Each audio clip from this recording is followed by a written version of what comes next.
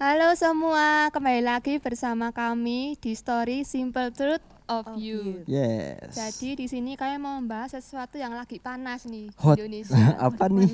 Panas. Hujan-hujan panas. Jadi kita mau membahas tentang vaksin. Ya, tapi yang berbeda, yang kita bahas bukan vaksin menurut kesehatan, tapi menurut Alkitab. Karena di sini bukan ahli kesehatan, bukan ahli Iya, data-data, tapi ahli dari Alkitab. Ya, kali ini Ya. kita akan bahas vaksin.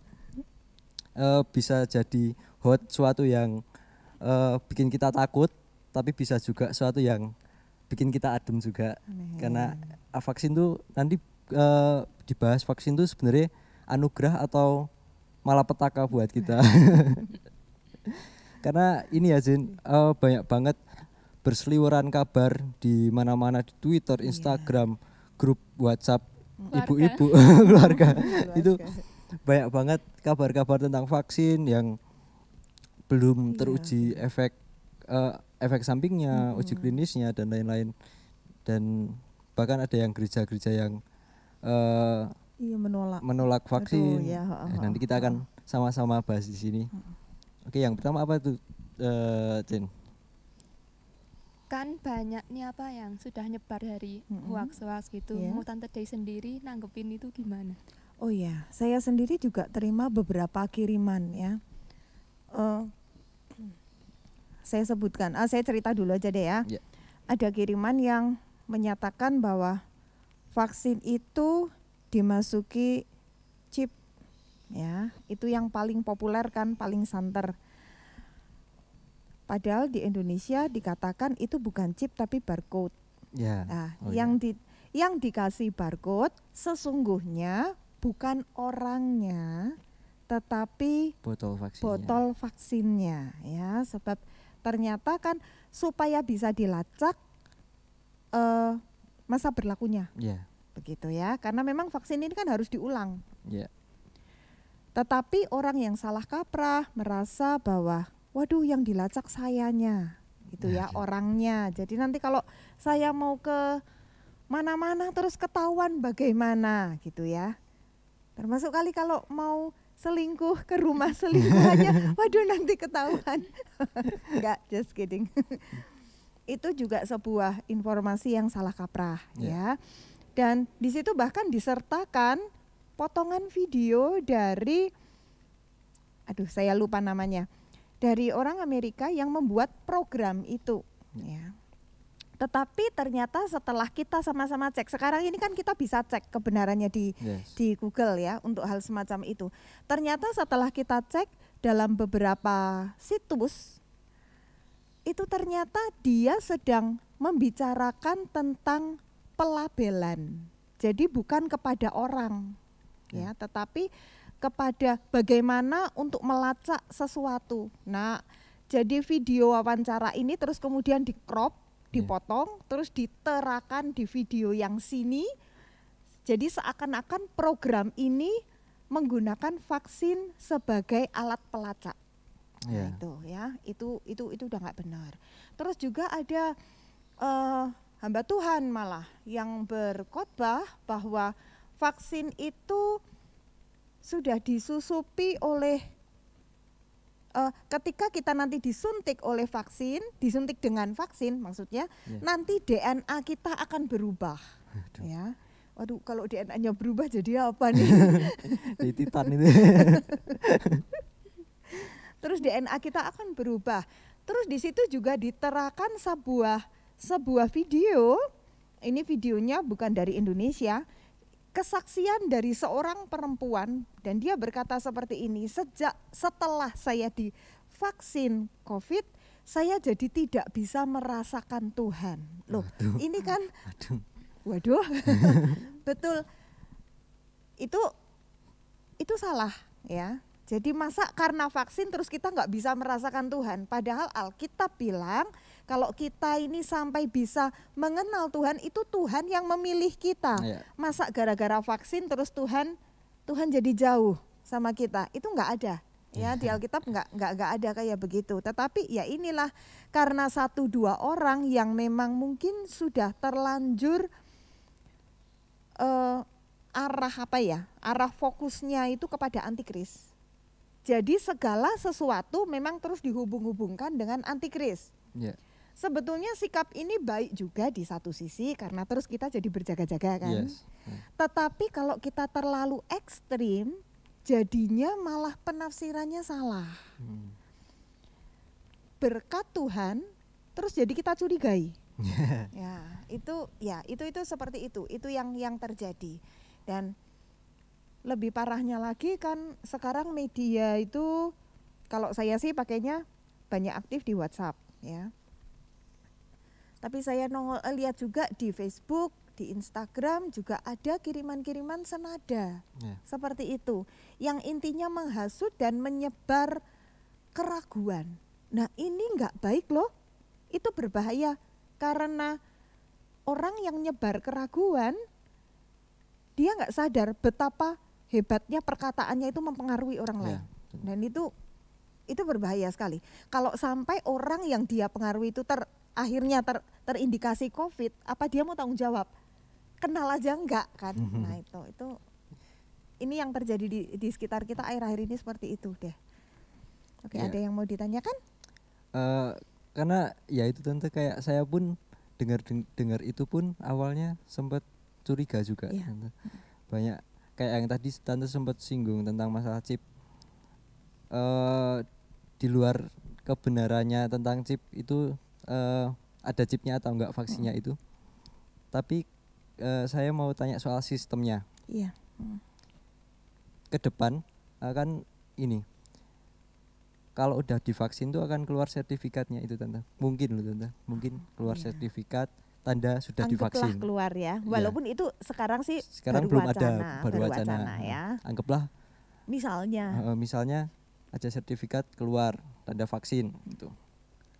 Dan itu akhirnya jadi syarat buat, kalau wacana hari-hari ini kan buat pergi, buat berpergian. Jadi kalau berpergian nggak usah harus tes swab dulu, betul.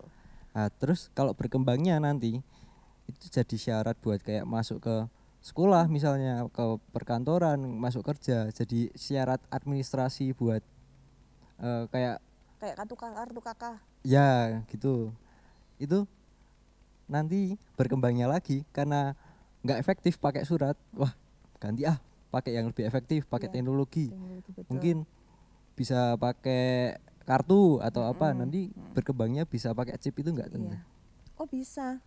Yang namanya untuk hari depan ya. Kalau kita memang mau kita sesuai apa yang Alkitab bilang, ke depannya memang teknologi itu akan membantu munculnya antikris. Salah, bukan membantu munculnya. Teknologi akan dipakai. Iya, dipakai oleh antikris. Karena dalam Wahyu 13 nanti teman-teman yang di rumah bisa baca, di situ dikatakan memang antikris ini kan diurapi oleh iblis ya. Dan dia diurapi oleh iblis untuk kemudian membuat seluruh orang, semua orang, tua, muda, besar, kecil, miskin, kaya, untuk menyembah dia. Tetapi seperti yang Alkitab katakan, kata kuncinya kan menyembah. Dan orang yang menyembah itu tidak bisa dilakukan dengan dalam keadaan tidak sadar. Itu bukan sebuah penyembahan. Ya. Orang kalau sampai menyembah itu dia dari hati loh, muncul dari hati. Itu sebuah keputusan hati. Dan di sini kita tarik sebuah kesimpulan. Memang ke depannya ini kan kita sedang dari awal muncul penerapan EKTP pun. Ingat nggak waktu awal EKTP itu kita dapat kabar hoax juga, informasi kita dikirim ke Israel. Ingat nggak waktu itu? Tahun berapa itu? Itu kan katanya informasi kita dikirim ke Israel, terus nanti Israel bisa memantau semuanya. Padahal kan kenyataannya kita tahu nggak kayak begitu, ya. Ya itulah, memang kedepannya semua ini akan diatur oleh satu sistem global, ya. Mulai dari penggunaan EKTP, terus kalau HP, Google aja kan kita harus menyerahkan semua akun kan ke Google. akun emailnya apa aja, kan pasti ditanya. Yeah. Punya email lain, alamat email lain juga. Jadi memang pada nanti ke depannya semua manusia itu diarahkan ke satu sistem, yaitu yang namanya global. Yes. Ya, sistem kendali global itu pasti. Dan itu nanti ketika tiba waktunya memang antikris akan muncul. Yeah. Pada waktunya dan memakai sistem itu untuk menguasai dunia. Tetapi kalau berbicara tentang 666, ini kalau kita ngomong tentang chip pasti tendensinya 666 ya. Yeah. Enggak boleh 667. Tidak. Harus 666. Alkitab soalnya bilangnya begitu. Dan kalau untuk 666 jadi sampai kepada seseorang itu diterakan tanda di dahi atau di tangan. Ya, di tangannya itu bisa di sini, bisa di sini. Arm dalam bahasa Inggrisnya menggunakan kata arm. Di dahi atau di tangan itu dia dalam kondisi sadar ya.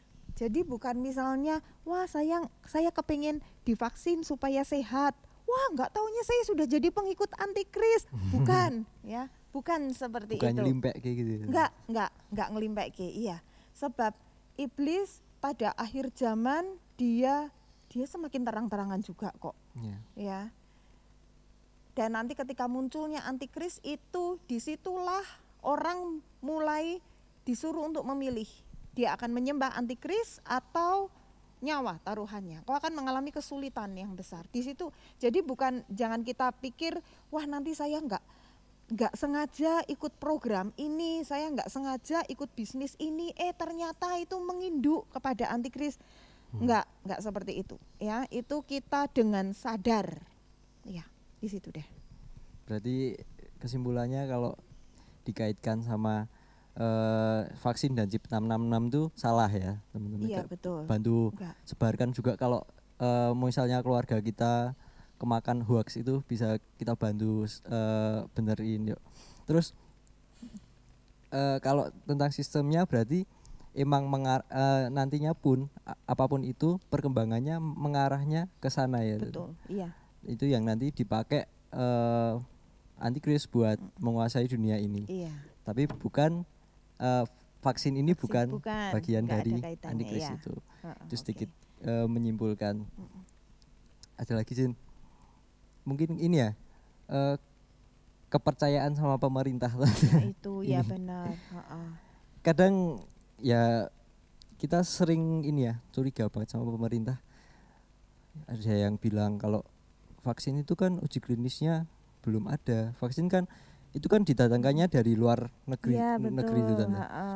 Jadi kita nggak tahu kandungannya apa, itunya apa, efek sampingnya apa. Nah itu gimana itu? Saya jawab sebatas yang saya tahu ya, karena saya juga bukan tenaga medis. Tetapi untuk pengetahuan umum semacam ini kita bisa googling banyak, ya. Benar. Dan yang pertama vaksin itu sendiri sudah diuji cobakan. Kalau sampai vaksinnya belum diuji cobakan tetapi berani disuntikkan ke Pak Jokowi, itu namanya keterlaluan sekali. Harus sudah diuji cobakan. Bulan Oktober tahun lalu vaksin dari Sinovac ini sendiri sudah diuji cobakan, bulan Oktober lalu sudah mencapai ke tahap 3. Ya, jadi rupanya terus bertahap. Jadi kalau dibilang Pak Presiden adalah orang yang pertama disuntik vaksin Sinovac, sebetulnya bukan. Pertama secara resmi, tetapi tahun lalu kan sudah ada beberapa orang ya yang sebelumnya yaitu untuk uji coba ya. Dan ternyata efek sampingnya ada enggak? Ada, tetapi tidak membahayakan. Seperti apa? Jarem, ya lumrah. Umumnya, ya. Lumrah kalau misalnya rasa memar di lengan setelah disuntik, atau pegal-pegal, atau dalam sebuah kesaksian yang saya dengar pun, jadi orang habis disuntik ini karena dia seorang itu driver ojol, ya. Jadi dia ngerasanya kok ngantuk gitu. Tapi ya cuma berapa jam aja. Jadi enggak terus seperti hilang kesadaran, tidak. Jadi tentunya ini vaksin tidak memberikan efek samping yang berbahaya ya untuk kita yang disuntik. Saya sejujurnya sedih kalau rakyat nggak percaya sama pemerintah. Ya, mau percaya sama siapa? Wong Tuhan aja mempercayakan mereka untuk memerintah kita kok. Tuhan aja memberikan kepada hamba-hambanya ini kepercayaan, kok kita sebagai rakyat itu kita nggak mau percaya itu. Saya prihatin sekali. Apalagi sejak akhir tahun lalu muncul selentingan ya di sekitar kita yang ngomong kayak begini. Wah, jangan mau divaksin gitu kan. Mbok udah itu Pak Presidennya dulu yang divaksin gitu kan. Jadi kok ngomongnya itu kok enggak dengan cinta ya. Mbok sana coba presidennya dulu, mau apa enggak. Kok gitu ya, walaupun itu memang bukan dari anak Tuhan ya yang ngomong seperti itu. Tapi buat saya itu keprihatinan sekali. Sebab antara rakyat dengan pemerintah itu sudah terdapat jurang yang cukup jauh loh, jarak yang cukup lebar. Sehingga rakyat kepada pemerintah bawaannya curiga. Sekarang pemerintah berusaha, kemarin waktu awal-awal di lockdown, ngomel semua kan, demo kan. Waktu lockdown gak mau terima. Sekarang akhirnya ketika muncul lonjakan kembali, dikatakan pemerintah gak becus menanggulangi. Ya. Ketika akhirnya pemerintah itu memberikan vaksin gratis loh, apa kata rakyat? Ojo gelem divaksin. Gratis ya. Padahal itu gratis. Ini negara sampai utang banyak loh. Hanya demi menyehatkan rakyat. Pemerintah itu bekerja keras sekali. Tetapi kalau rakyat masih tidak mendukung pemerintah dalam hal ini ya, dalam hal vaksinasi, saya prihatin sekali kok beda banget ya dengan apa yang ada di Alkitab. Di Alkitab itu ada Raja Daud, dia punya triwira. Dan ketika Daud bilang, aku haus, kepingin, cuma rasan-rasan loh ya. Seperti kalau kita rasan-rasan pengen rujak. Daud itu ngomong, aku kok kepingin ya minum air yang ada di Bethlehem, dari sumur Bethlehem. 3 perwiranya Daud, itu dia menerobos barisan musuh, cuman untuk bawa pulang apa? Air dari sumur. Ini yang namanya cinta. Tetapi saya melihat, saya prihatin rakyat ini tidak cinta kepada pemerintah Indonesia. Dan itu celah besar. Yuk segala kesalahan kelemahan pemerintah. Kita sebagai rakyat juga punya salah, juga punya lemah. Karena kita juga sering gak bayar pajak. Kita juga umpet-umpetan sama polisi. Kita juga banyak menyimpan kesalahan. Tapi ayo, mari kita mau eratkan. Dukung yuk program pemerintah. Ya. Jangan terpancing dengan hoax ya. Ya, benar banget. Oke. Jadi curhat. Jadi kita harus percaya sama pemerintah kita, teman-teman. Karena mereka pun diurapi, dipilih juga itu bukan suatu kebetulan ya. Karena itu Tuhan yang milih. Betul. Ya, ada ayatnya di Alkitab. Ya. Ayatnya di mana gitu? 1 Petrus. Coba nanti. Pasalnya saya lupa. Coba nanti dicari. 1 Petrus di situ dikatakan tidak ada pemerintahan yang tidak berasal dari Allah. Yes. Ya. Apa itu juga termasuk pemerintahan di atas pemerintah Indonesia, tentu. Jadi mungkin kayak kan ada juga desas-desus tentang yang WHO, kayak yang penyedia. Oh iya, sindikat segala macam itu ya. Itu gimana, Tante? Kalau itu buat saya pribadi ya, orang itu kalau sudah pandangannya negatif, gerak sedikit aja juga diteropongnya tetap negatif. Ya.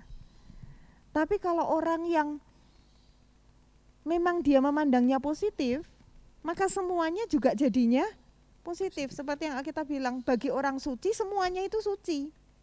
Tapi bagi orang yang berdosa, bagi orang yang cemar, semuanya cemar. Lah orang kalau udah negatif, ya semuanya jadi negatif.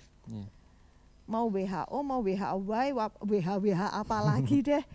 Kalau memang dari kitanya sudah negatif, maka dikatakan negatif. Dan kalau dibilang sindikat, terus permainan, menjual, Bisnis, apa namanya, iya untuk bisnis segala macam, percaya deh pemerintah kita enggak kayak gitu. Pemerintah ini sudah tombok utang triliunan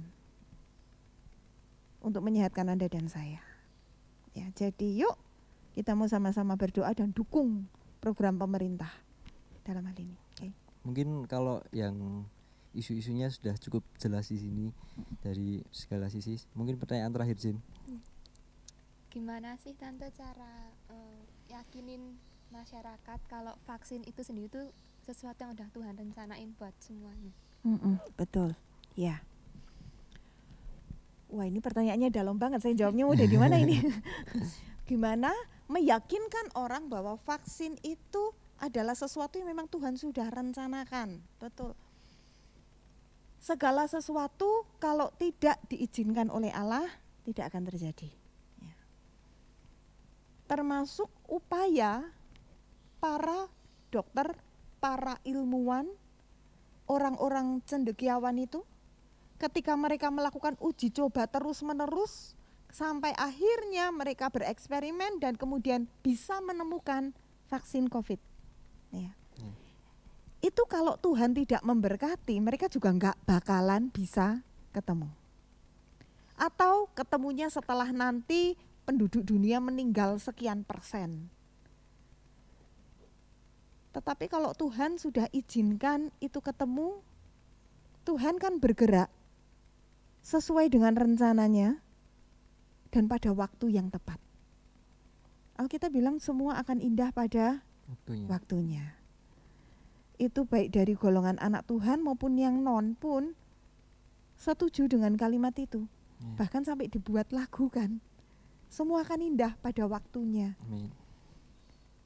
Dan ketika sekarang memang sudah waktunya, kenapa sih kita itu harus bikin rumit apa yang memang sudah diberikan oleh Tuhan? Kenapa sih berkat Tuhan itu terus kita harus memandangnya dengan ini bukan anugerah, ini musibah? Jujur ya, mari kita berpikir secara logis. Kalau Tuhan memberi kita berkat dan kita memandang itu musibah, kita mencurigai berkat Tuhan, siapa yang suka? Siapa yang happy? Kalau bukan iblis. Yes. Dan kita nggak sadar kan, kita hanya berpikir, lah katanya begini, katanya begitu, katanya begini, katanya begitu. Teman-teman, ada orang yang berkali-kali jaga diri di rumah, toh juga tetap kena COVID. Ada orang bukan nekat, tetapi keluar rumah karena memang dia harus keluar rumah. Kok sampai sekarang masih hidup gak kena COVID? Hidup kita itu ada di tangan Tuhan. Yes. Jadi mari jangan percaya omongan-omongan orang. Jangan percaya kabar berseliweran. Kenapa ya anak Tuhan lebih mudah percaya kepada kabar berseliweran daripada kabar firman Tuhan, daripada berita firman Tuhan? Tuhan sudah bilang jangan khawatir. Yeah. Jadi mari yuk kita singkirkan semua prasangka buruk. Kita syukuri kita punya pemerintah yang mengupayakan. Dan kita mau minta sama Tuhan, setelah nanti divaksin, saya mau tetap sehat. Jangan lupa setelah divaksin jangan terus lepas kendali ya. Yeah. Terus tanpa masker, enggak jaga jarak, itu enggak boleh. Tetap harus ikuti protokol kesehatan. Dan juga ikuti anjuran pemerintah sebab ada orang-orang yang memang tidak boleh divaksin. Yeah. Ya, itu juga banyak syaratnya. Dan untuk tahu siapa saja yang boleh atau tidak boleh divaksin, monggo silahkan cari sendiri ya, lewat Google bisa. Jangan gampang-gampang percaya kabar kiriman. Kabar hoax. Oke, jadi sepertinya itu Jin jawaban saya ya. Bagaimana kita bisa meyakinkan orang? Ya ayo, mari kita mau sama-sama percaya. Kayaknya orang Kristen itu pinter nyanyi kok. percaya di saat ku tak mengerti. Kenapa sih kita percaya Tuhan hanya untuk masalah keuangan, tetapi kita nggak mau percaya sama Tuhan dalam masalah ini juga gitu loh. Padahal perlindungan Tuhan itu kan menyeluruh sekali ya. Dan untuk antikris, nanti kalau kita curiga nanti di dalam vaksinnya ada chipnya, itu enggak ya Bapak Ibu, teman-teman. Karena biasanya yang takut kan Bapak Ibu nih. Ketika nanti antikris menyatakan diri, semua orang yang berjaga-jaga itu sudah disingkirkan. Ya. Jadi anak-anak Tuhan tidak mengalami masa antikris. So daripada sekarang paranoid ya tentang vaksin dan chip, kenapa lebih baik kita tidak berjaga-jaga dari dosa dan hidup berkenan kepada Tuhan. Itu aja deh, nanti makin panjang ngomongnya. Ya udah Tante, ada lagi Tante mungkin? Okay. Mungkin udah semua ya mungkin belum semua, tapi ada hal-hal yang bisa dicari di media-media yang terpercaya. Saya percaya kita semua sekarang bisa akses internet, yuk kita gunakan semaksimal mungkin dengan benar supaya nggak jadi batu sandungan ketika kita terima hoax. Jangan di-share, tapi jangan di-share disebar-sebarkan, tapi yuk kita bantu ngurusin kita. Iya benar. Karena kita tahu kebenarannya apa gitu ya. Dan jangan juga jadi orang yang mudah kemakan hoax ya Tante. Iya dan benar. Pemerintah tuh juga sayang sama kita kok, percaya teman-teman. Betul Pemerintah ya. kita tuh dari Tuhan dan semua dikerjakan. Mungkin di luar hal-hal buruk kita gak akan bahas di sini, tapi kita percaya kalau pemerintah itu dari Tuhan dan nggak mau ada hal buruk buat rakyatnya. Yuk sama-sama kita mau percaya, kita angkat pujian. Ini pemain musik. Udah percaya sama pemerintah, jangan lupa juga percaya sama Tuhan. Karena ini semua dikerjakan buat kebaikan kita semua dan kemuliaannya. Itu aja. Iya. Dan terima kasih Tante Desi buat waktunya. Terima kasih Tante. Iya, sama-sama. Terima kasih buat semuanya juga sudah menonton. Sampai jumpa di minggu depan. 2 minggu lagi di channel yang sama, di jam yang sama. See you. Bye bye. God bless. God bless you.